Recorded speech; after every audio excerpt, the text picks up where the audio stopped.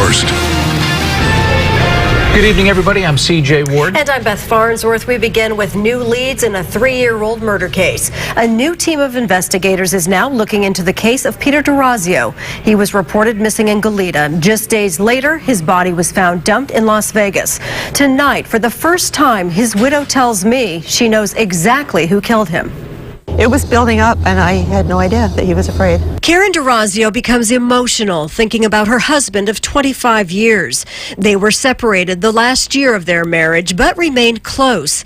It was during that time when 55-year-old Peter DeRazio befriended 2 men and a woman who'd come to his home to detail his van. That was how Peter first met, the person that I think killed him. That was in May of 2012. Eventually, Peter allowed the woman who was virtually homeless to stay in a spare room. He said that, she had kind of a quick temper. I know that she was a veteran of the Air Force. But the arrangement quickly grew tense. Over time, Karen said the woman refused to leave, and her boyfriend threatened Peter's life.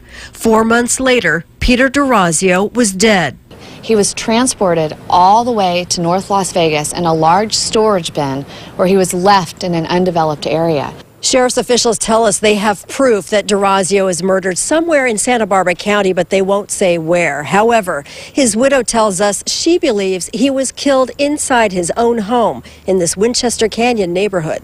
I think he was smothered. I think they smothered him. I talked to several neighbors, most who did not want to be interviewed, but all expressed a degree of outrage that it is taking so long to crack what they say should be an open and shut case. How is someone murdered and no one really seems to care? And that's what it seemed like in our community. Nothing, it wasn't a big deal. Sheriff's officials won't say if DeRazio's roommate is a suspect. They do call this a complex, extremely sensitive case that they are actively investigating.